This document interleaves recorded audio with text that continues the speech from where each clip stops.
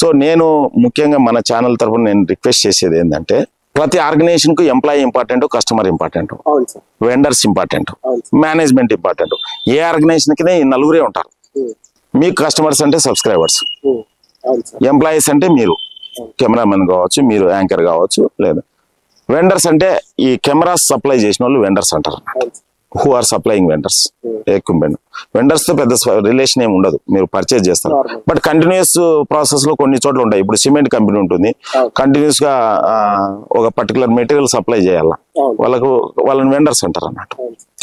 So అట్లనే last but not least management. వీళ్ళు నలుగురు బాగా పనిచేస్తేనే ఆర్గనైజేషన్ రన్ అవుతుంది. ఈ నలుగురికి ఇప్పుడు అత్యంత భయంకరమైన ప్రమాదం ఏంటంటే సైబర్ నేరాలు. మొబైల్ ఉన్న వాళ్ళు ప్రతి ఒక్కరు సైబర్ నేరాలకు గురవుతున్నారు. ఇప్పుడు ఈ వీడియో వాళ్ళు చూసే వాళ్ళు సగం మంది సైబర్ నేరాలకు గురి అంటారు. మోసపోయిన వాళ్ళు చెప్పరు, మోసపోయిన వాళ్ళకి తెలియదు. తద్వారా కరోనా టైప్ లో అందరినీ కాటేస్తుంది అన్నట్టు. సో ఒక మోసంలో మోసపోయిన వాళ్ళు ఇంకో మోసంలో మోసపోవడానికి అవకాశం ఉంటుంది. దాని వరకు నాలెడ్జ్ ఉంటే తెచ్చుకోవాలి, ఓవరాల్ గా నాలెడ్జ్ తెచ్చుకోవాలి.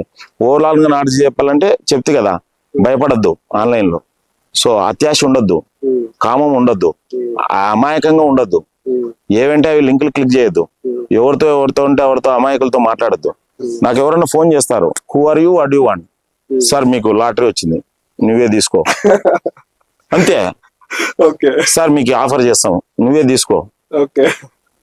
అరే ఇద్దరు అన్నదమ్ములు గెట్ల దగ్గర కొట్లాడుకుంటున్నారు భూముల గురించి.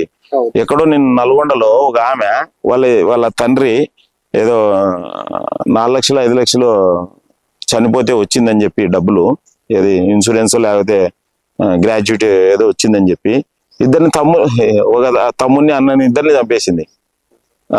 ఆ కాలంలో బతుకున్న అంటే అలాంటి కాలంలో బతుకుతున్న ఈ కాలంలో ముక్కు ముందు వెళ్ళినోడు మనకు ఫోన్ చేసి లక్షల కోట్లు ఎందుకు ఆఫర్ చేస్తాడు?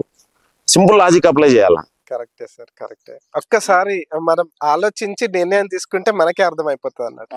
ప్లస్ ఎక్కడైనా కానీ ప్రోడక్ట్ ఉంటుంది, సర్వీస్ ఉండాలి. ప్రోడక్ట్ సర్వీస్ లేకుండా సింపుల్ గా నువ్వు డబ్బులు పెడితే డబ్బులు వస్తాయంటే అది fake. Like multi level marketing, betting apps కావచ్చు, మల్టీ లెవెల్ మార్కెటింగ్ కావచ్చు.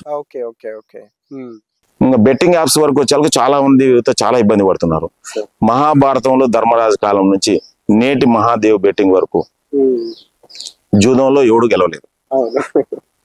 సో ఖచ్చితంగా మీరు జూదం మామూలుగా బయట ప్లేయింగ్ కార్డ్స్ ఆడండి. ఎందుకంటే మీరు 6 మంది ఉంటారు, ఎవడు మోసం చేస్తాడని తెలిసింది. ఈ ఆన్లైన్ లో నీకేం తెలిసింది? ఎవడు అట్లా ప్రోగ్రామ్ రాసిండేది, ఆన్లైన్ లో ఏది ప్రొజెక్ట్ చేస్తే అది వస్తుంది. అట్లనే ఇన్వెస్ట్మెంట్ చేస్తున్నారు చాలా మంది, fake stock investment, fake bit coin investment. అంతే. ఇలాంటి మంచి వీడియోల కోసము తెలుగు గలంను మీరు లైక్ చేయండి, షేర్ చేయండి, సబ్స్క్రైబ్ చేయండి, కామెంట్ చేయండి, 10 మందికి తెలియజేయండి.